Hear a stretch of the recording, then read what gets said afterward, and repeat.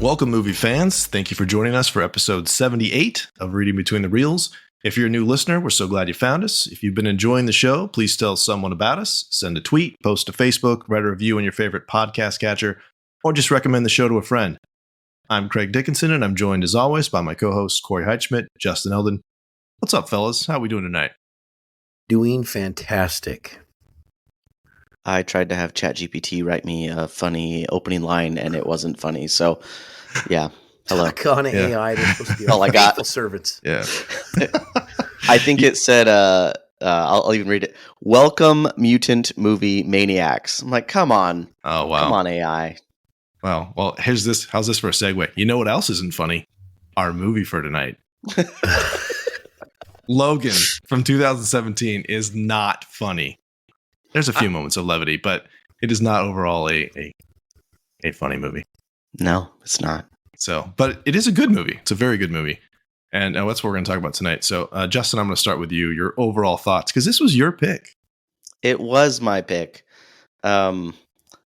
We were sitting together, and Craig asked me what movie I would like to do for the show. And I had just watched Logan the night before, and I'm like, you know what's a fantastic movie? Logan. So I picked it. And then I've watched it 2 times since that fateful day because I freaking love this movie. It's so good. I'm a huge fan of like the entire X-Men franchise, from the comics to the cartoons to the movies, and this is nothing like any of them. It's completely different than all the other movies, but in a very, very good way, and I just think it's the perfect send-off to the character of Logan and Charles Xavier, and I don't know if I want to say the franchise as a whole because like literally everyone dies off screen, but for those 2 characters particularly, it's fantastic. It's emotional. Like there's several moments where you just kind of want to cry. It's darn close to a perfect movie for me. All right, Corey. I have a different take on this movie, Justin. Oh, I feel like good. you and I have switched from our last episode of Big Trouble in Little China. And this was a movie I did not watch in theaters. At least I don't remember watching this in theaters. And I did not like this movie the first time I saw it. I thought it was a good movie. It was a decent movie. But it was not a movie that I looked at and said, this is what I'm looking for this character. However, after learning all the things I've learned by doing this podcast with you and talking with Craig and with Justin and all the things that we've talked about, from cinematography, music, screenplay, depth of plot, all these things that you've done on here. Craig, this really should be a college course, the things that you bring to light. And we've said it all the time, how many times you blow us away with things that you point out and we're like, wow, I didn't even know that. And so when I went in with those eyes to do a rewatch of this movie made sense to me finally. I didn't get it before. It made sense to me now, and I became a fan of it. And I think here's why. Logan, for me, became a perfect example of answering the question, how do you want a series to end? And that's what I looked at it as. Do you want the series or this main character, this character that you've loved from the show, to just stop making movies, and in your mind you feel they've gone off into the sunset? Or do you want them to have one last final stand, one last final destination that they have to face up, that all people have to face? They're not immortal. They can't live forever. They have to face that final destination, that death. And Logan is one of those characters who was immortal. He was forever, and he was the one that is the last of the X-Men standing there. And how do you make that movie? How do you sell that character? And if you like it or you don't like it, this was a finale. This was a great pivotal moment to take this character that we've all loved, because I loved all the other Wolverine movies. And then I saw it in that light. This was his finale. This was his final undoing. The antimanium ended up being his final poison, even though it was his greatest tool. And it made sense this time. It didn't make sense to me before, even though I've been a fan. And so when I looked at it with those type of eyes and understanding the character, the arc, the growth, the story, the director, and all these plots, it made more sense. And then I got behind it. And so now I look and I say, okay, this was a pretty dang good movie. I can't believe I missed up on it before. Yeah, no, I'm gonna have a hard time following that. That was well said. Um, I saw this movie in the theater, and I enjoy it, but not in the way I do a lot of films. Like my kind of the way I would sum it up is that it's a thrilling gut punch. Like there are moments that I'm like, oh wow, that's awesome, some great comic book action, and there's some just phenomenal acting and some very emotional beats. But it is at several points, it's kind of hard to watch in certain ways because it's so heavy. And thank goodness there are little bits of levity in it, like I mentioned. And Justin, I want to echo what you said too about the fact that it feels very disconnected from a lot of other X-Men media, even just like the more recent movies. And like they were making X-Men movies almost every other year at this point. And so it feels disconnected because of, the setting's very different. Like it's not in a big metropolitan city. It's also far, far in the future. But what I found interesting this time, and I watched it with the subtitles on, is how much of the dialogue and some of the voiceover and stuff puts it squarely in the continuity and kind of pieces those things together. And I think those are probably there just because you don't need them to enjoy the movie. The movie kind of just works on its own, even if you didn't see any of the other films. But if you're into that connectivity, it is there if you're looking for it. Yeah, I thought they did a great job, like with the continuity, because the X-Men universe as it stands is a little bit of a mess between X-Men First Class, the original 3, and then like Days of Future Past with the time travel and all that stuff. It gets a little wonky. And this one kind of alludes to existing in the same universe as all of those, but it never really like defines a specific, it's this timeline or it's this timeline, because it doesn't really matter. It's not about that. It's about Logan that exists in this universe who was educated by Charles, who was a member of the X-Men. And that's about it. The continuity stuff kind of fades away, which is almost nice for a superhero movie, because I know a lot of people, I mean us included, watch superhero movies with a critical eye and, okay, how well does this align? Did they address this plot point? And this movie just kind of just like, that stuff happened. Right. This is its own story. Yep. I was under the assumption that the X-Men Future Past had kind of wiped away and would reset the timeline, and Logan was kind of the end of this timeline, so that you could say this was X-Men Days of Future Past had kind of rewrote X-Men X11, X-Men 2. And so we kind of were on a different, but maybe it's not. In my head, it made more sense, which is why, to explain that Logan had the mutants no more mutants were born, was that somehow a plan had put in place to keep mutants from being born. Like in the movie was it X2 that did that on Alcatraz? Well, they mentioned in here at the very end, the what's his name? Stryker? No, in this one. Rice? Dr. Rice?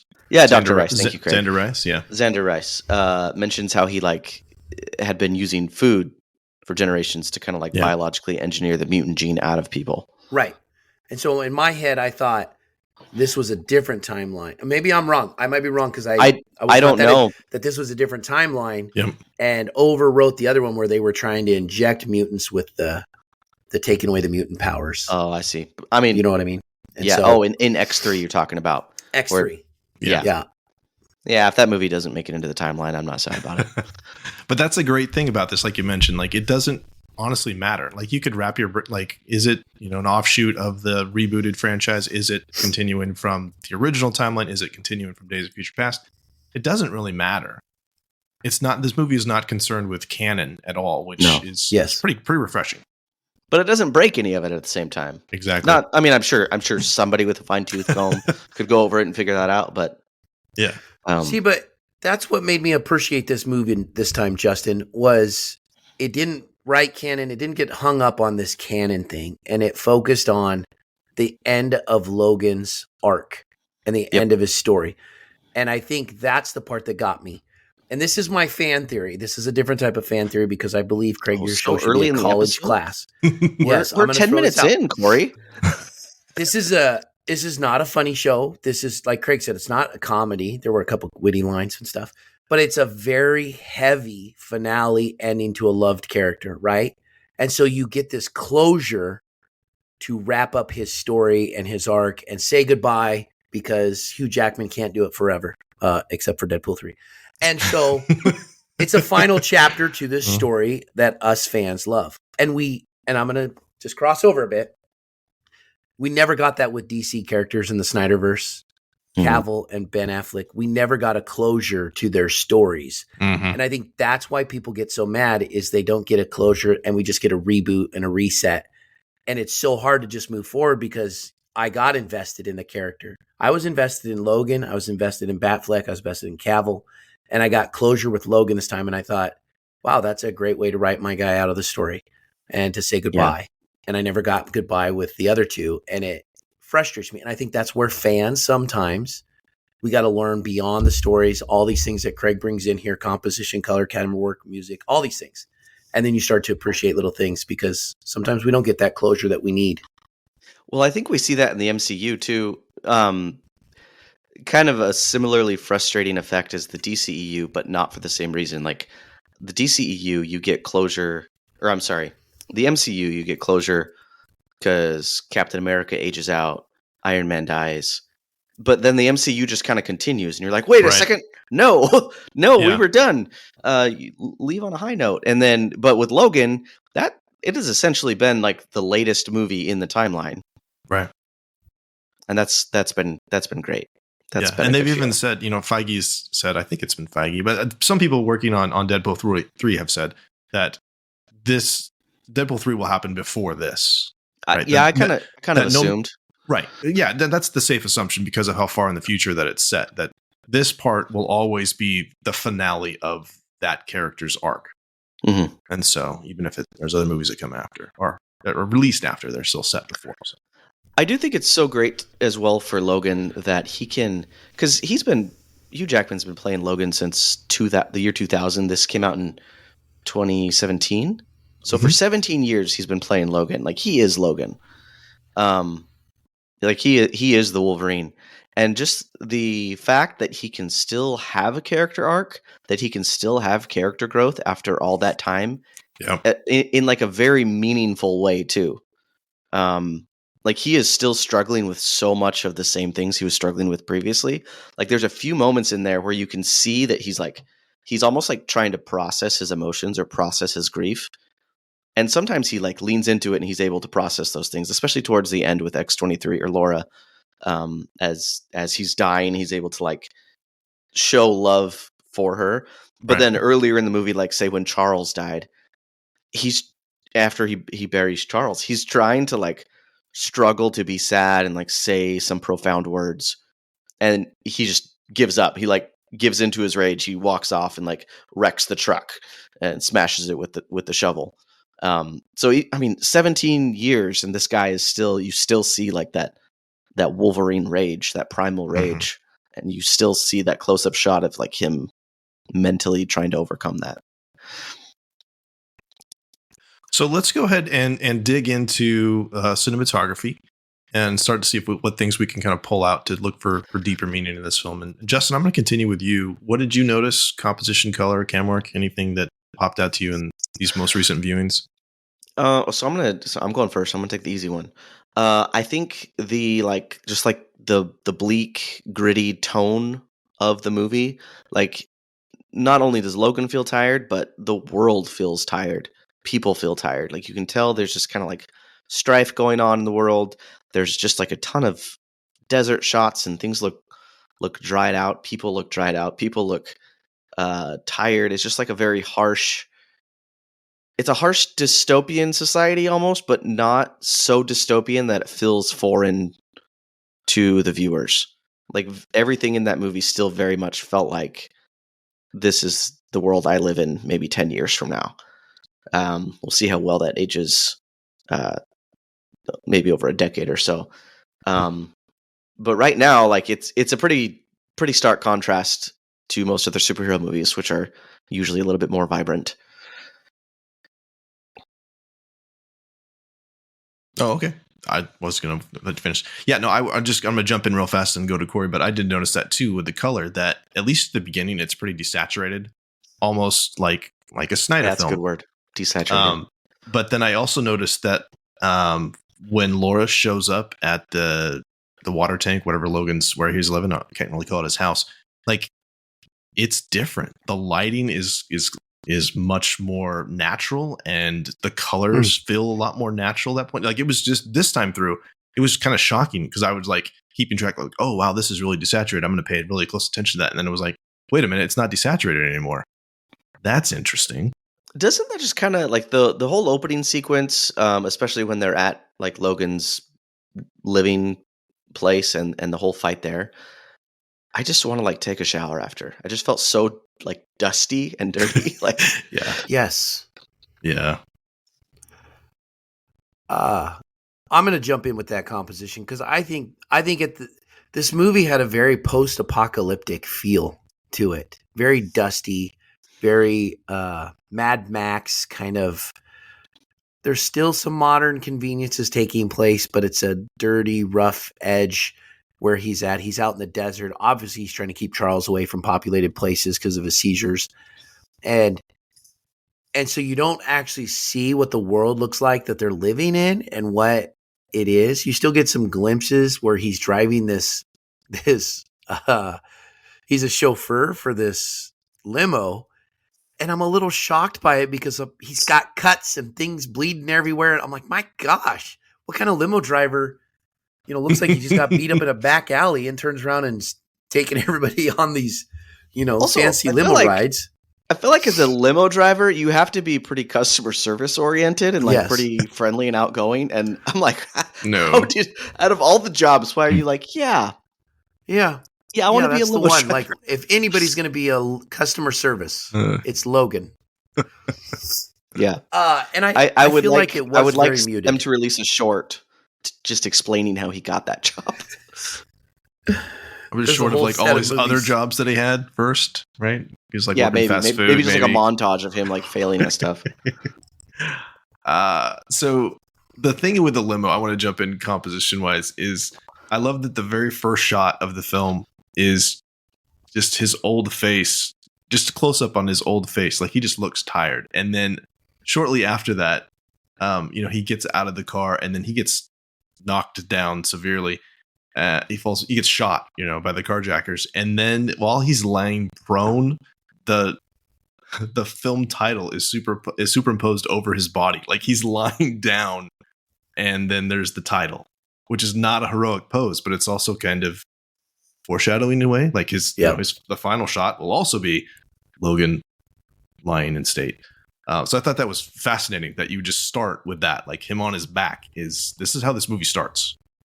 Well, and kind of the first introduction we have to him as well is he's clearly not like wanting to start a fight. He gets out of his limo and he's like, listen, guys, you're just going to strip them. They're chrome plated. Like, he doesn't want to fight. He's trying to reason with them. And the world just won't let him. The poor guy. It's just like, I'm tired. I want to take a nap.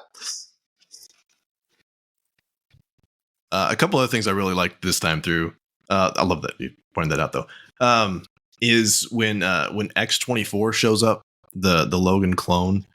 The way that's shot, the lighting being it's super dark, and we don't get to see the full character. The camera just keeps zooming in and more on Charles as he's talking, and we have to assume. And I think the first time I saw it, I didn't quite think that was right because the timing didn't quite work out, that it was Logan that was actually back. But I love how it's literally in the dark and leaving the audience in the dark about what's actually going to happen, and that there's a whole other character there. Thought that was great. And I mean, I have to pull out. I talked a little bit about the final shot of Logan's grave, but also you have to point out, the fact that Laura takes the cross and turns it sideways, and so you have that X at the final shot too, which is pretty fitting. That's fantastic. A couple other things that I thought were just really interesting was the dining room scene at the Munsons. The lighting in there is so minimal. It's kind of in the dark. Again, metaphorically, right? They have no idea what's about to happen to them, but it's kind of interesting. Like, it's a dining room. Why are the lights so dark in this house? But again, a lot of foreboding, and also trying to save money, Craig. Maybe, but it also, this movie is dark thematically, and so that kind of hits you with that as well. The camera work, though, I wanted to point out that there's a lot of very close, kind of intimate shots, even though this is in a lot of forms, it's kind of an action movie. A lot of stuff is like from the waist or even above. A lot of the interactions there's not a lot of wide shots in this. The fight scenes are so visceral, though, right? And there's a lot of shaky cam in the fight scenes as well. But you just feel it as much as you can feel a visual experience. I enjoyed. I feel like whenever shaky cam is brought up, people brought up the Bourne movies with what's the guy's name? Matt Damon. I wanted to say Jason Derulo, but that's way off. So I feel like anytime someone brings up shaky cam, like the prime example of what not to do are those Bourne movies, and I feel like Logan has like perfected that shaky cam. You can still very much tell what's going on, but you feel like you're in the middle of the fight. And they reduce the frame rate as well, I noticed quite a bit, to make everyone look like they're moving quite a bit faster. And that's a lot of fun, especially with X-23. Like, I don't know how fast that girl is moving, but I can't imagine she's moving that fast in real life because she's like, 12 or something? But she looks very fluid and very quick. And she's just like flipping around those guys and whipping around. And you see like a young ferocity that Wolverine might have had that, we don't really ever get to see him that young except for in, what movie did we see? Oh, it was the Wolverine. I think is when we saw him that young, but we didn't even really like see him do a whole lot there. Like he stabbed one guy. So it's fun to see that, just to see how slow and calm and subdued Wolverine has had to become because of his old age and maybe his temperament, and she's just feral. And there's like moments where she shows that same feralness, and it kind of shows character growth for Logan because she gets frustrated. Like when she sees Charles's dead body in the back of the truck, she just starts like screaming uncontrollably, and he has to calm her down. Like at that point, he's like, "Oh man, I'm the adult in the room. I got to start adulting." Yeah. Well, and I think. I will say, as far as the fight scenes and some of that stuff go, the berserker rage that he goes into is pretty amazing. We get to see that Logan scream again, and then just running through bad guys, chopping, swiping, and going, and kind of that. Even has his brother Victor's animalistic lean out and run and jump, kind of like a full sprint. Four-legged animal in the forest when he's chasing after those bad guys. And so I feel like they do a great job kind of giving us one last hurrah of Logan Wolverine rage. Yeah. And then it was cool, although if you step back, it's kind of weird. His daughter and him, although I still struggle with the idea that that's his daughter, right? It's just a clone kind of thing. But his daughter and him fighting, and he says, "Get behind me," and then she steps over top of him and jumps like and uses just him as a continues to springboard. take out bad guys ahead of him. And I kind of thought, in a sense, that's artistic view of that's what's taking place. She's the leap from behind, leaping forward. Ooh. And he's gone now, so she's the next step. To where this story ends for him, could have been a new arc for her. Yeah. I want to just continue to build on what you guys are talking about with her fighting, and to speak of it in terms of the camera angles, because that first scene where she's taken on the Reavers inside the building there, the camera is moving so much, and it's amazing because she's so much shorter than they are that the angles become really extreme, like the high angles, because you have to look way down to see her, and then from her perspective, it's way up. They're really, really dramatic shifts in those, just bird's eye. It's really quick. The editing in this film is fantastic. Mm-hmm. And then just one other one that I wanted to point out that I just had never noticed before, which I thought was interesting. We're talking about this character growth, or for Logan, is that from what I could see, there was really, well, the first time, I don't know, there might be other ones, but the first time I see kind of the traditional low angle looking up at Logan, kind of like, yes, this is someone we should be looking up to. He's in good standing. Is right after he stands up to those guys that come. They're, the waters. They have to turn the water on, and then Jackson is the guy who he breaks his shotgun. Right, he comes in there, and he just grabs it and snaps it, and then the camera pulls back, and you just have this low angle looking up, like, yes, he is now doing something heroic for somebody else. He's kind of taking his rightful place in this. which I thought was kind of an interesting statement because most of it is just straight at eye level. But there, that one shot was low. It's kind of cool. I feel like there have been other moments throughout the franchise where Logan has been placed in a place of like someone to look up to. Like several moments, he's kind of the older group at Xavier's school, and a lot of the younger kids look up to him, and he's always kind of like rejected that role of being looked up to, and he always like fails to be looked up to. Like he almost like intentionally pushes it away in the same way that he's pushing it away in this movie.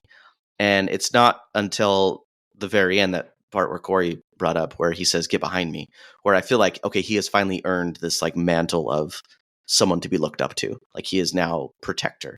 Whereas even in X2, when he goes on the little side adventure with Pyro and Iceman and Rogue, he still very much seems like he doesn't know what he's doing. Like he's kind of fumbling through it, and he's not someone to be looked up to yet. But at this point, he is the father figure. He is the mentor to Laura. And I think again, after 17 years, the fact that he can still have some character growth, that's awesome. Yeah. When we get to quotes, my quote is going to be connecting that same thought. So don't let me forget that. Okay. Let's go ahead and talk about the sound now. Sound effects, the soundtrack, which I think is very interesting. Vocal sounds, which I have one thing for that. What do you guys have for that? And either one of you guys can just jump in. I thought some of his limo driving scenes and things were very dreamlike. There wasn't a whole lot of content and development. It was just like a dream sequence. He's driving, and it quickly changes from one passenger to another type of passenger, as if he's just going through the motions, and days have passed. And I kind of thought that sound of that was very kind of hallucinaric a little bit. Like it's almost as if it's passing through you, and it's just filling until I get to the next part where there's some conversation and he engages in a conversation about Charles or something going on. So I thought those sounds in there were very noticeable to me, that they weren't necessarily super crisp and loud, but very, I don't know, it's very dreamlike is the only way for me to describe that part. Yeah. Like he's sleepwalking through his job. Yes. Yeah. Yes. That's a good pull. Sleepwalking through this regular Joe job and life that he was doing. Justin. Every time we get to like sound and music, Craig, I just feel like it's a huge flex for you, and we kind of just sit there looking like idiots. But that's okay. That's okay. I can be humbled every other week. I want to know, with Sound and Folly, what are they doing to making those stabby noises? Oh yeah, they're like bloody now. No, really. Do you know? I want to know. What they're doing behind the scenes. It is disgusting and wonderful. Yeah. Yeah. So, I mean, that's very fantastic. The fact that they can get all those in there. In terms of, are we on to music yet? Can I talk about music? Absolutely. The score. I love Johnny Cash, and so there is not a whole lot of a soundtrack to this movie. Like it uses silence as the soundtrack more so than anything. But the couple notes that you do get every once in a while, it's Johnny Cash's cover of "Hurt" by 9 Inch Nails, and that song, I actually didn't know it was a cover of 9 Inch Nails. I thought it was an original Johnny Cash. So that tells you what I know. But that song is just such a sad song, but it's also just a perfect song for this movie. Like it talks about how, like, you know, he's growing old and he hurts himself just to feel something, and that like he's lived his whole life and all he has at the end is just some empire of dirt, and everyone he's loved has kind of like faded and died. And I'm just like, oh my goodness, that's Logan, that poor man who's been alive since like the early 1800s and has just lived through everyone. Like, it's funny to watch like the urgent care doctor or Charles kind of like mentor him and not talk down to him, but they are like a father figure to him, but he's like double their age at least. Like, right. Just poor Logan. He's so, like, yes, his body regenerates. Yes, he can live a long life, but mentally he has just got to be so tired, just living way too long. And I just thought that Johnny Cash song is just so perfect, and the fact that they just pull out a few little notes to kind of remind you of this guy is hurting on the inside. This guy, yeah, he's sick. That adamantium is poisoning him, but like so is his long life. So is his like depression. Poor guy. Ooh, that's lovely. Okay, I'm gonna flex now. Right? Is it time to flex? Yep. Shut up, Craig. Flex, Craig. Hey, Here we go. if you are listening to this on your podcast app, you can just hit the skip button. No, this is where you take out the notes and you start scribbling because this is the college course that I was talking about. Go ahead. Look, this is just such a good. It's just such a good movie. Like I had the thing with the bloody puncture sounds too. I love that so much. And one of the moments, I don't know what this says about me, but the thing that kind of made me chuckle was when Laura's taken down those Reavers off screen when they come in to get her, and then she later comes out with the head. Is that's funny too, right? But there's like echoey screams and gunfire. I love the sound design because you don't get to see it, but you can just picture how much she's just destroying them. It's the Wampa in the ice cave for Star Wars Episode 5. Like, it's better if you don't see it. Your imagination fills in the blanks. I love some. They did this once on an early episode of A Person of Interest where Jim Caviezel's character did that. He walked into like a bar or a gun shop or something, and all you heard was him just kicking ass, and then it was like, and he came out, and everybody else is dead. As far as soundtrack goes, the piano, just super stripped down, melancholy piano was like the theme for Logan, like completely opposite of this rousing symphonic scores that we're used to hearing. So those notes are from Johnny Cash's song "Hurt." Like it's just lifted right from it, as far as I understand. Oh, that's fantastic. See, I didn't have that. So you're flexing, Justin. Look at that. Because I was like, I did it. I leveled up. Yeah, there you go. Because there's Johnny Cash at the end too, right? The man comes around over the end credits. Yeah. A couple other things that I really liked was there's a couple of diegetic songs that one is, I think, kind of on the nose, and the other one's very much not. And I remember that it was in one of the early trailers. Like when they go into the convenience store, there's Jim Croce playing. His name's I Got a Name. It's really mellow and just kind of makes you feel good. And it's the scene where, she's going to shoplift unknowingly, and then she's going to like kill that guy. And Logan is like, not okay. Just, I mean, that was one of the early trailers. It was like, this is kind of interesting. You see this little kid walking through the store and hearing Jim Croce, everything's fine. And it's really not. I love how he just has like zero clue how to parent. I know that you shouldn't kill this guy, but I don't know how to approach that with you. And then the other one I thought was real. I just put Soundhound down while this was playing. He goes in the bar when he's waiting for the new truck after they have the thing at the casino, and it's called "Find My Way." It's by Grant Lee Phillips. And it's like, if you look at the lyrics, it's literally about like trying to be a better man. Like it's like right there. He's sitting in this I never caught that. Yeah, it's right there. So that's kind of fun. But the end battle with X-24, it's got like harmonica and stuff. It sounds like a Western film. Like this is very much leaning into, hey, this is Western influenced. Yeah. Sometimes they hit you over the head with that. Like when they're, again, in the casino watching Shane. Yeah. Right. And then it's very much like, hey, in case you didn't pick up on this detail, we're going to watch a Western in the movie. We're doing a Western. It's kind of like Shane. See, we're even going to pull from it, which is fine.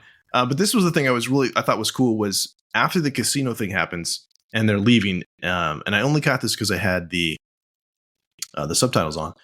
There's a newscaster that's talking on the radio, and we'd heard allusions to Westchester and what had happened with Charles, but we'd only get the actual details in the newscast because it says, of course, Westchester's where the X-Mansion is. It says it was a little over a year ago where 7 mutants and several X-Men were killed. Like, I would like that information. Thank you. But it comes in such an interesting package. It's kind of, a way you can kind of slip it in where, again, it doesn't, like we said earlier, it doesn't really, the details don't matter for the story itself. We just need to know that something happened that was bad. Yeah. I do like I wanted to know. They breeze right over it, but they at least say, yes, this is what happened to the characters you loved. Well, and then Charles admits that, right? Yeah, it's so sad. He like finally remembers. He's like, I killed my students. Yeah. It's right before he sad. dies, he it all kind of comes back, right, in the Munson's house. Yeah. So as a fan and as a nerd, like I wanted to know the actual details of that, and so it's nice to kind of get that. But you, as a casual fan, you don't need it, and you won't find it if you're not watching. I mean, clearly, if I'm watching it with the subtitles on, I'm a little bit more intently watching than. Yeah. But yes, let's talk about performance. Corey, you had something that you wanted to say about dialogue. Well, and I think it kind of really summed up Logan, his attitude. This whole movie was kind of he's in the death throes and he knows it. He admits it. He's embracing it. He's the last of the X-Men. And I think his quote was, "Nature made me a freak, man made me a weapon, and God made it last too long."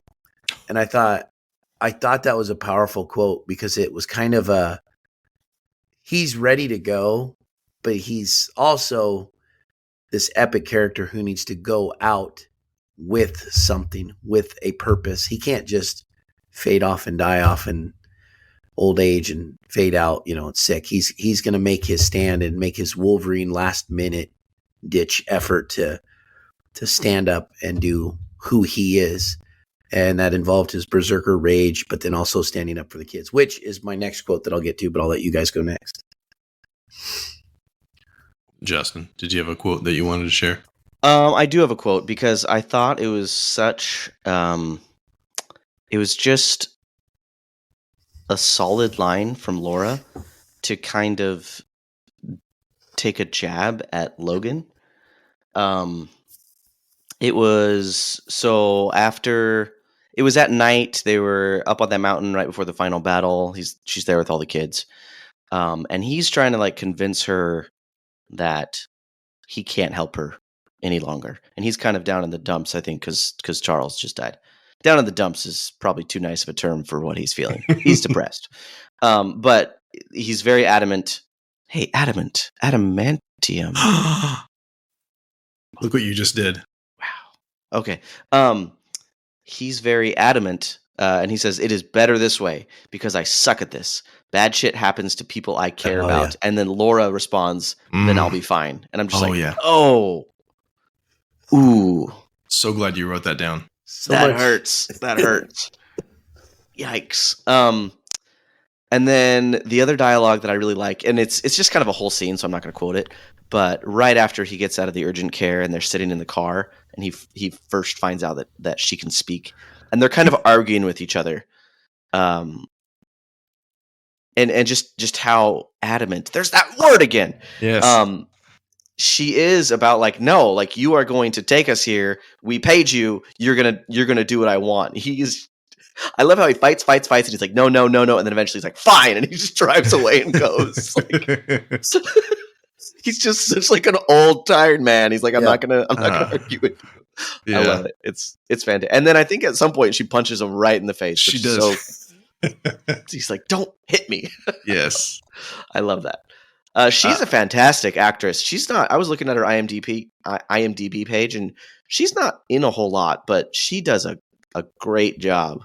Yeah, I hope she's in Deadpool 3. That would be That would be wonderful. That would be pretty good. She's older now, though. Yeah, she's 18. I looked it up. Oh, yeah. I assumed. I guess she would have been older than that, but yeah, okay. Yeah, Millie Bobby Brown was up for that role as well.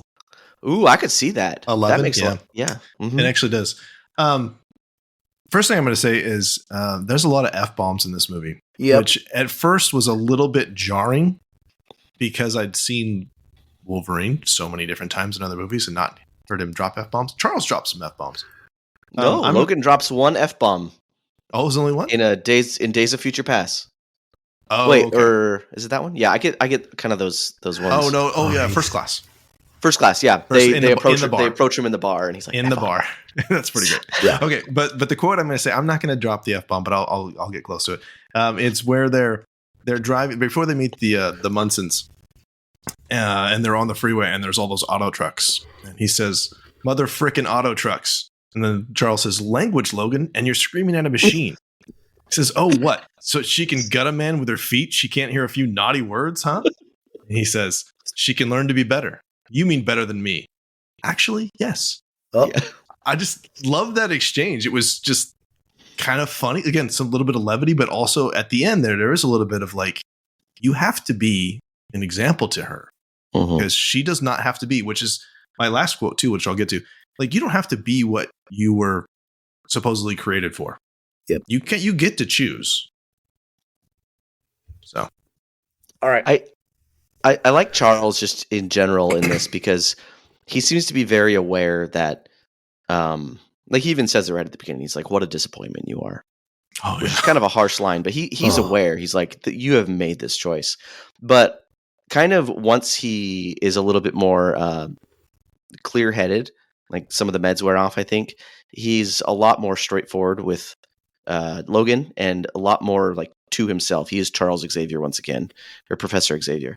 And up until the moment that he dies, he is still trying to like teach Logan lessons. Like right before he goes to sleep on his final night, he says that thing about like, this is what it feels like. You should take some time and appreciate what's going on here. Like he's a teacher at heart. He's still doing it. Like, as he says, chemically castrated, and he's still going for it. Go ahead, Corey. Okay, so I'm going to go with this next one here, and I think this summarizes kind of Logan for me. This is the end of the character, the final chapter that I saw. And this quote's going all the way back to X-Men Wolverine Origins. X-Men. What was the title of that? X-Men Origins Wolverine. X-Men Origins Wolverine. Those titles get so It's an awful title, yeah. And right after he got shot with the adamantium bullet that gave him amnesia, Gambit comes up to him, saves him, right? And Gambit comes up to him and says the very first words out of his mouth, "You're safe now. Come on, we have to go. Come on, let's go. The kids are safe." That's the first words that he hears from his "I have amnesia and I don't remember anything." And then you fast forward, here we are all these years later. He dies on that tree, and the whole point was the kids are safe. And so I felt like, to me, this is where I embraced the story and said, okay, this was a good movie and an end to the character, because I saw this as the kids are safe was the beginning of his new memories. Yep. And the kids are safe, which is the end of his chapter and his stories. And I thought, oh, what a great, powerful way to book in it. I don't know if that's an intentional thing, but it's something that me as a fan, I draw out of. And the only reason I know that is because Origins was on a couple nights before I watched this. And I was just watching this little final fight between him and Ryan Reynolds and Victor, where they were fighting on top of that nuke tower. And I watched that, and that line came to me, and I said, oh my gosh, that's the kids are safe. So if you wake up and someone says to you, hey, the kids are safe, it's okay, we got to go, you're thinking to yourself, I saved kids. Yep. And so his whole arc and everything after that has been, I save kids. I do what's right. Even though it's messy and I do it, like, they're not going to like what you've done to this place. That was the other comment he said. And that's kind of been Wolverine the whole time. Nobody's going to like what you've done to this place, but in the end, you save kids. And so that's a powerful character arc. Yeah. I need to watch X-Men Origins Wolverine again. Just that part, and you'll see. And if you think of it in terms, and the Wolverine, but I need to watch them all again. You do. But if you watch that movie better, Corey, and you hear that Gambit line, you think to yourself, now think of his ending. The kids are safe. Cool. You can die and be done. Nice. So speaking of Logan's ending here, this is not an original idea by me. This is from the internet. I want to know your guys' thoughts. I remember this being like a big deal when the movie came out. So in 2013, when the Wolverine came out, which I don't think was reviewed very well, but I liked it. That's the I liked it too in Japan. In Japan, and he goes through that whole thing. So Yukio can like basically see when people are going to die. Like that's her power. So she says to Logan, and I pulled up the quote here. It's not like I get because she sees how Logan's going to die. It's not like I get a complete picture, more like looking through a keyhole, but I'm always right. All I can see is one part of a person's life, their death. And I saw yours. I see you on your back. There's blood everywhere. You're holding your own heart in your hand. So at the end of the Wolverine, that is true. He is lying there because they took his heart out to like take his healing powers, right? Mm-hmm. Yep. And I think everyone just assumed that's his death. That's what Yukio saw. But in this movie, he's lying on his back. There's blood everywhere. Yep. And he's holding his heart in his hand. Yes, so he is. People have interpreted that to like his daughter. Yes, His metaphorical. daughter is his heart, and that's Love how he it. dies. Love it. Was that intentional, or is that just a happy coincidence? Well, James Mangold directed both movies, and so he would have been the one. He would be the one to ask. So we should get him on the show. We should James get him on the show. Mangold, if What's you're he listening. doing? But I'm asking you guys. Do you think it was intentional? I think it's an. I Call think him. it's. Craig's I got him on think it's. speed I dial. think it's a Joe incidence with a C. Gotcha. Joe incidents. I do, but I like the meta. But it works. Yeah. Because as soon as you started saying that, my heart, I was like, he's holding his daughter. I'm good. Yep. I thought that was nice. Which leads into my last quote too, because he has, it's a long thing, so I'll just cut it out. But he says, and I alluded to this earlier. He says, "Listen, you don't have to fight anymore. Don't be what they made you." And then like you're dead inside if the next part doesn't get you a little bit, where she says, "Daddy." Oh, And then he says, "So this is what it feels like," which alludes back to your earlier point, guys, about what Charles says. Like, you got to embrace what's happening here. Feel what this is. Yeah, that's, he finally learns that he's nothing left to learn at that point, right? He's ready to go. So I had a question about that part too. I have it even in my notes. I was going to ask about that. So when he says, "This is what what does it say? This is what it feels like. It's what it feels That's like. what it feels like." Yep. Is he talking about death, or is he talking about like having someone he cares about? Second one. That's You what I think got. it's the second one? Family, loving someone. Hmm. Yeah. Belonging to somebody. I thought it was the first, but now I think it's the second. Or I'm going to go maybe with both. Well, because the quote from Charles is very similar. And so I think that, especially since it's in the same movie, he's referring back to, although he wasn't in that scene. So that's interesting, because that was X-24. But it does kind of echo Charles's, he'd said it. It was Logan when Charles said, like, you should take a moment to feel this. Oh, okay. It was good. Logan. So then, Because when X-24 is there, Logan is lamenting about, Charles is lamenting about what he did to the X-Men. Right. That's like when he puts him to bed and then let me go to get my dad settled. It's that part. Yeah. Okay. Yeah. Okay. Good. All right. Ooh, I just body got the language. chills. That's beautiful. So good. It's a good movie. Body language, facial expressions, costumes, hair, makeup. What do we notice for that? Anything that we haven't covered that we need to make sure we do? Makeup. With the amount of close-up shots on Logan's face, like it's hard to believe that Hugh Jackman is not like a tired-looking old man with scars all over his body. Gosh, he looked great. I mean, he looked awful, but like they did a good job making him look awful. Yes, agreed. Did he limp any worse? He limped the whole movie. God, yeah, so good. He had like an old man walk. Oh, yeah, everything. It was sad watching him walk sometimes. Yeah. Well, the makeup on Xavier too, because he's in his 90s, and it's subtle because he's just got like liver spots and stuff, and he's a little bit more wrinkly, and like Patrick Stewart's kind of just always looked old. Yeah. But like if you're watching it, at least if you're watching it in high def or 4K or whatever, you can start to see it's subtle, but they have made him look older than he does, because I mean we've seen him now like a few years later, like in Picard season 3 or whatever, like. He's older, like 7 years older than that, but doesn't quite look as old as he does here. So, yeah, he does a good job of playing like an old senile man too. A nonagenarian, actually. Yeah. Love that line. One thing I noticed in this time, for some reason, I've seen this movie multiple times. He actually does get to use his powers in a helpful way in this one. Like you see him calm the horses down, where he's really, concentrating. He closes his eyes. And it's a moment we'd seen countless other times in the earlier X-Men movies, but I thought that was kind of cool. I think it's the one time where he's like legitimately in control of his power. Yeah. Old Jedi mind trick. Yeah. Let's see. We talked about a lot of this stuff. I thought really interesting. Pierce's neck tattoo. I got a really good look at it this time. It's a skull with two swords, wasn't it? It is. At first I thought it was Hydra. Yeah, it's the skull and crossbones. So like, dude's a pirate. Yeah. A little bit on the nose, but kind of cool.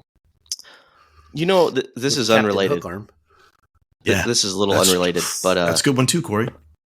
I'm a little irritated. So when they're in the casino and Charles is having the seizure and Logan's walking around stabbing people in the face,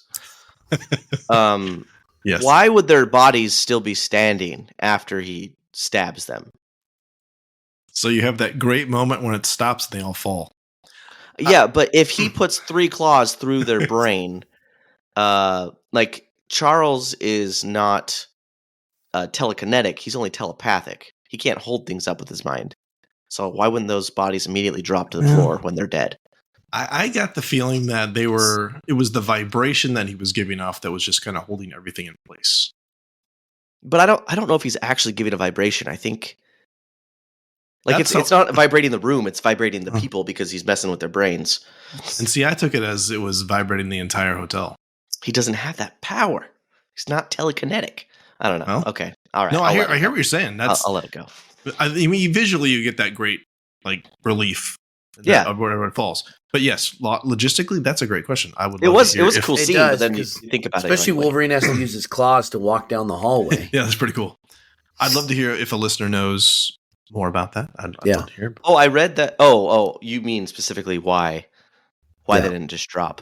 Yeah. Yeah, I don't know. I did read though that scene where he's walking down the hallway, the crew tied a rope to his waist and was actively pulling Hugh Jackman back in that scene to make it look like he was struggling to walk.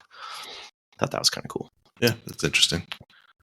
I wanted to point out too, X-24 looks a lot like Sabretooth from X-Men Origins, like the way he's that had to be intentional too, right? His haircut and his clothing is totally. It was very reminiscent of that character. I think in that of Liev Schreiber, yeah. X-24 was very much more feral, more animalistic, kind of subservient to whoever his master was, because then when he sees that guy dead, he goes into a berserker rage. And I think if you think about it, before Logan got shot in the head with the adamantium bullet and then kind of became who he was, he had to become a new person. That's kind of who Logan would have been, is very feral, very angry, very soldier, doing whatever his master told him. So I feel like X-24 was kind of a, if someone could have saved him, he could have become another Logan, but we'll never know. Right. Yeah, there's a lot of nature versus nurture. But why doesn't he survive the bullet that Logan does? That's the one part that threw me. Like when she shot him, like half his head's gone. And I was like, oh, that's it. Yeah, I think that's more of an issue with X-Men Origins Wolverine than it is with this movie. Okay. Well, and I don't know if it's ever established that adamantium would negate the healing process either. Sure. Okay, I'm going to... Well, and he didn't heal the same, did he? Because they had to give him the green stuff. Well, that just made him heal faster because he was pretty messed up. That's true. So in the comics, he still has bones. They're just bones plated with adamantium. And I'm assuming it's the same thing in the movie. So let's say the adamantium bullet takes apart his skull. The adamantium skull, his bone skull should grow back in its place. Yeah. But I don't understand why his brain tissue wouldn't grow back, because he's been stabbed through the eye multiple times and that's always grown back. I think we're probably thinking too much about this, but hey, it's what we do. Yes, that's kind of the whole idea. Anything else for performance before we move on? I think we talked a lot about it. I mean, I had the feral thing multiple times with Laura. She got those big wide eyes and setting design. What I thought was just kind of interesting is that most of it was filmed in either Louisiana or Mississippi or New Mexico, which stands in for Old Mexico.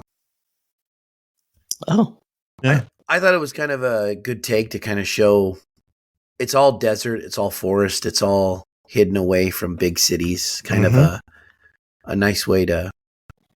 You could post-apocalyptic, or you could say it's just years later and they're on the run, hiding in low populated areas. Yeah, I had something along those lines too. It helps it make it more, a more personal film, because you're not going to see whole teams of superheroes out in the bayou or whatnot. It's like this is not where superhero movies happen. So that also kind of separates that. And then we talked about it's a Western. That's why it happens in the desert. It kind of looks like a Western. Visually, it's giving you those cues as well. As far as props, can I just say one thing about the fence that Logan tries to drive through with the limo? Such a great scene. It's just not the first movie that I ever saw where someone tried to drive through a fence and it didn't just shatter or blow apart and they drove through it. it's like all of a sudden the fence became this like aircraft carrier cable that stopped an F-15 landing on the deck or something. I mean, it's like he stops and he's dragging his whole chain link fence. It's like, what was that stuff made out of? Animanium or what? Because that was whatever that fence would not let them through it. Yeah, that was pretty cool though. Didn't it? Like you took out some dudes with that thing. Yeah, I did. Mhm. Yeah. That did make some great scenes. I just was curious because every other movie I've ever seen, that fence just that was kind of surprising. Blows that apart. it lends to the. I mean, it's heightened realism, but realism, I guess. One thing that I want to go down the rabbit hole a little bit, the Liberty Motor Hotel, where he picks up Gabriella and Laura, or he's supposed to. That sign has several letters missing from the word Liberty. Oh, which I thought was, it's like their freedom is very tenuous, just kind of hanging on. So, I mean, there's multiple shots of that sign, so I'm going to think that's pretty intentional. That's the way I read it. Other props, like how great is it that there's X-Men comic books in this movie? I was just gonna bring that up. I literally wrote it down to bring it up. Talk about it, Justin. I was just wondering. I go back and forth on how I feel about that because it kind of breaks the fourth wall a little bit, but on the other hand, it doesn't. Like he draws attention to the fact that most of it's made up. I don't think I like that. I don't think I like that there are comic books in there. I think they could have alluded to the glory days of the X-Men. Well, I mean, they did. They did allude to the glory days of the X-Men multiple times. The main antagonist several times says like, "Oh, I'm a fan of yours," or "Oh, I finally got to meet Wolverine." Like he's kind of fanboying, and I like it. And I don't like that they had the comics in there. I appreciate that they tried, but I could have done without. Yeah, I noticed there's a kid at the end that has like a 12-inch Wolverine action figure, like with the full suit too. Yes. Wait, I missed that. He walked away holding it. Yeah, the short little the black kid, the kind of heavyset one. Oh, yeah, I had to go rewind. It's like, is that what I thinking? Yeah, Yep. it was. That's cool. I feel like it's kind of a neat way because all these movies, you always have these superheroes kind of saving everything. It's why wouldn't we end up building? It's kind of like the Boys TV show where they're public figures and they're going to have their own movies. They're going to have their own toy lines. Or I miss the Boys, but that just wasn't ever the X-Men. Is my issue is like the X-Men was always like a stand-in for. Well, I mean, it's represented different things over time, but it's always been a stand-in for like the civil rights movement. Yeah, they weren't super public in their films either, right? Not like but the Avengers they were hated. Like mutants were never loved. That too. And that's a good fact point. That they've made comics out of them where people like now idolize them. Yeah, it was a decision. Sure. Well, it's also to kind of talk about another like in the Watchmen universe. They're real life superheroes, and so their comics are pirate comics. They don't have, and that's the whole logic behind it. So since there's superheroes in real life, we wouldn't have superhero comics. So there's obviously multiple ways of looking at that. Yeah, I'm gonna do that movie at some point. Yeah, it doesn't ruin the film for me. I wasn't a fan. I remember some of that was in the trailer too. So it was like, that's interesting. Any characters we haven't talked about that we need to? I feel like we would be amiss if we did not mention what's his face, Caliban. Yes, thank you. Beware the light. That's a great line to go out on. Oh yeah, drops the grenades. Pretty cool. He was a troubled character, but I like him. They say he was IQ when the guy looks at him and says, "Save this one." Parts of this one is IQ is great, and I thought, I don't know, they alluded to it, but they didn't show it as well. That creeped me out when he said that. Yeah, a lot. Just like that's all that guy he's just looking at a product. And that was just so. That's Richard E. Grant as Xander Rice, who's great in everything. Yes, yeah. I believe it's a different actor, but Caliban's also in a small scene in X-Men Apocalypse. Yes, they were like a year apart. Yeah. Yeah, so he was there for a moment. Mm-hmm. But no, I thought he did a great job. That scene where he's kind of being interrogated, and they take the tarp away, and his Oh, face is burning. Brutal. And you Yep. just see like the spit coming from his mouth. mhm. He Oof. looks like he's in a massive amount of pain. That's a rough scene to watch sometimes. Yeah, that's Stephen Merchant, one of the co-creators of the British Office, the original Office. Oh, Oh. yes. Yeah, Now that you say that, I see it. he's been in a lot of stuff too. He was in what's the movie? Jojo Rabbit. He was in that too. Yeah. Mhm.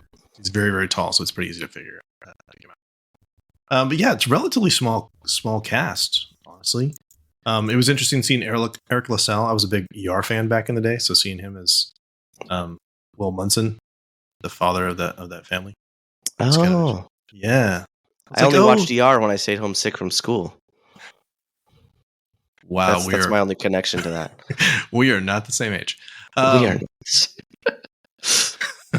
Yeah, Boyd Holbrook was the one who played Donald Pierce. He, of course, is in the latest Indiana Jones movie as well. I think he's much better in this film. Like, I just want to punch that guy in the face so much in this film. And I love what you said, Corey, earlier about like him being a fanboy. Like, that gives his character some, it's dynamic. Like, he's got different layers to him. Yes. Yeah, and he kind of strikes you as a guy right at the beginning when he walks in, or when he sits down in like Logan's limo. Yeah. It's almost like Logan had an opportunity to be a nice guy about this and kind of like maybe even have not an ally, but definitely not an enemy. Yeah.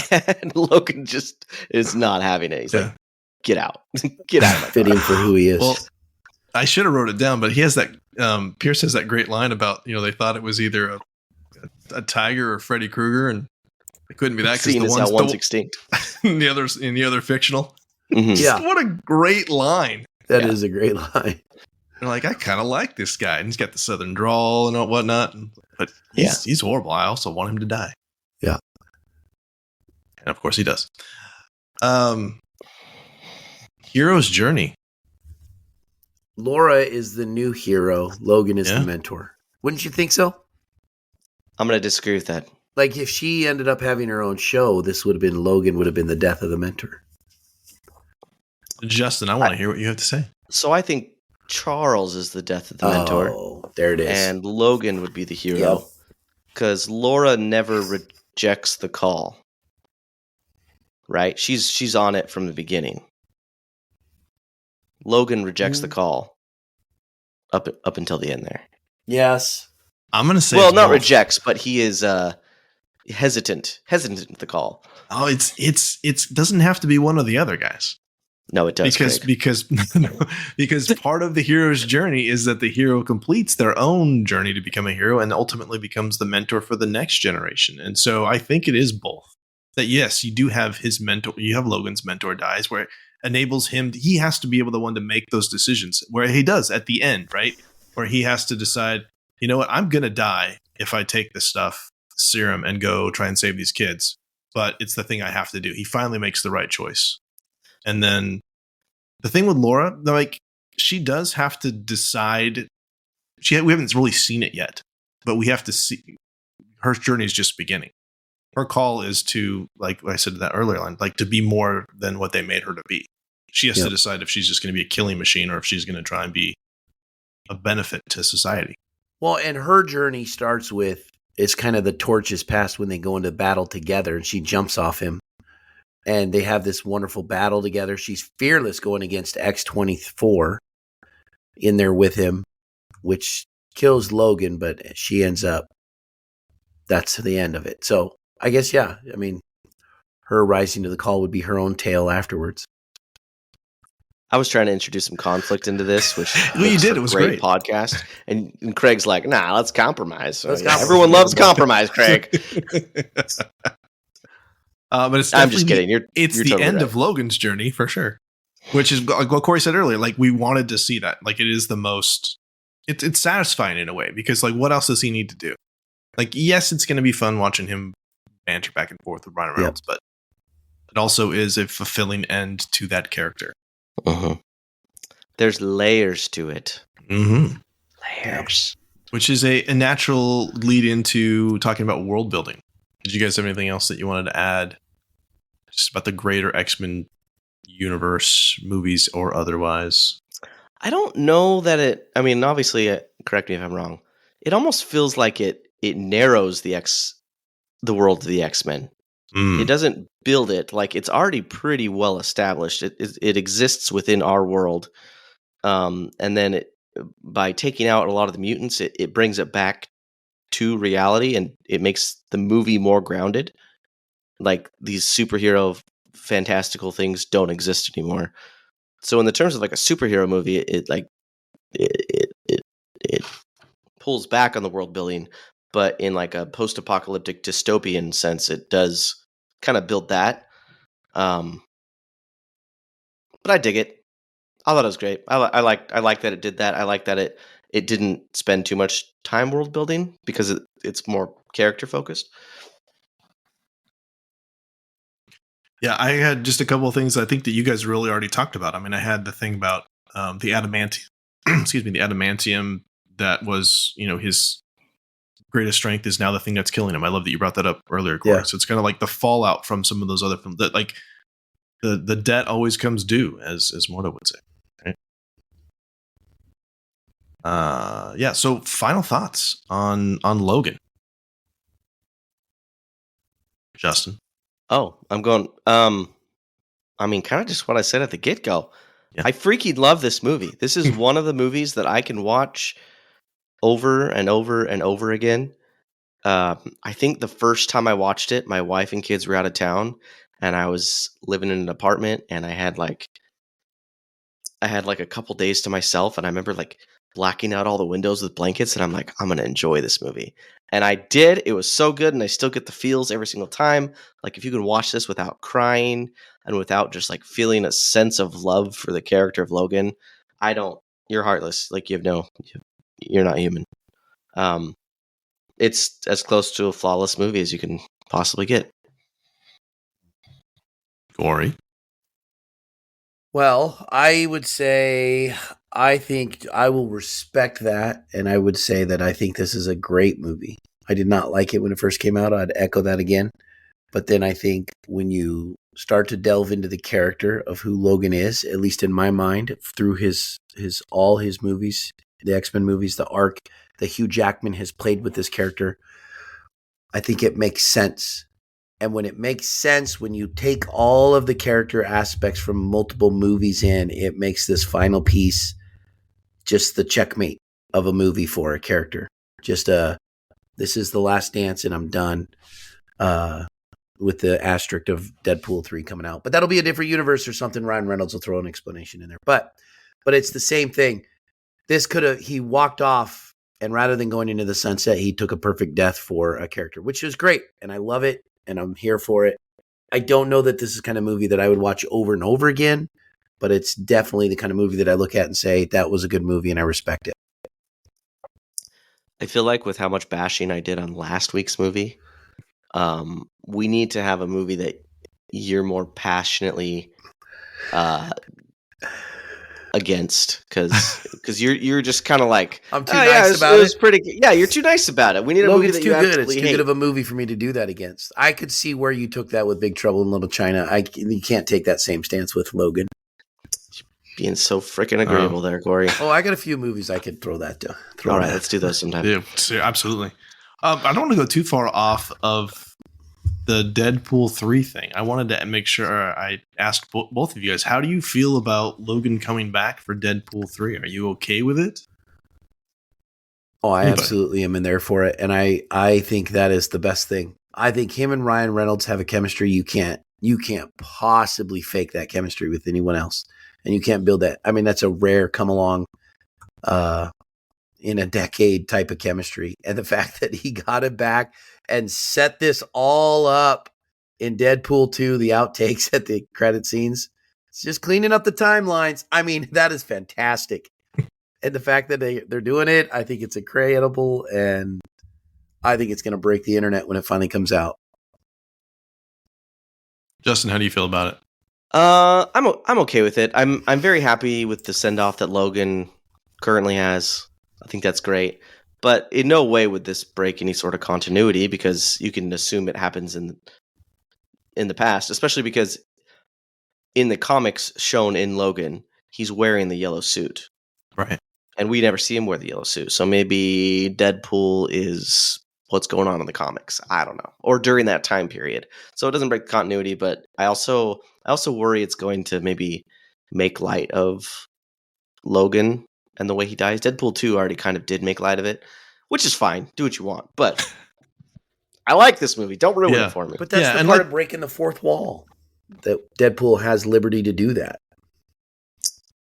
I suppose. Yeah. And we've already established multiple times, I think, that this film, Logan, kind of sits on its own no matter what. So you could always say, well, this is a different timeline. And especially as much as Marvel has now gotten into all of the, the multiverse and whatnot, like this one exists and cannot be messed with. So, oh yeah, don't get me wrong, I'm very excited for Deadpool. As a man who has a wall in his classroom devoted to Ryan Reynolds, yes. Yeah, I'll definitely see the movie. Just a wall, just one. I get it. I mean, it's Ryan Reynolds. I might have a photoshopped image of my head on top of Blake Lively's head. Yeah, being married to Ryan, like that might exist in my classroom. I don't know. Somewhere there might be T-shirts made with Ryan Reynolds middle school cardboard cutout, maybe. Yes, thanks. Okay, one thing I wanted to point out too is, did you guys know that there is a Logan Noir black and white version of this film? No, I did not know, and I've never understood the appeal of that sort of movie. I have not watched it, but I watched this version. I had multiple versions. I had watched on Movies Anywhere, and it's one of the extras. Which, little plug for Movies Anywhere. So, like, if you'd like to sponsor us, always watch your digital movies on Movies Anywhere because they frequently have the alternate versions of things. Like we talked about this with Watchmen. Like that's where the ultimate cut is. I bought the regular version, and the ultimate cut is only on there. Is this an ad spot, Craig? Are you? Apparently, it is. Are you also pitching Movies Anywhere? Hey, I would love to be sponsored by Movies Anywhere. Okay, you need to share some of that sweet sponsorship dough with us, because I will gladly split whatever comes in. At this point, it's zero. What's half of zero?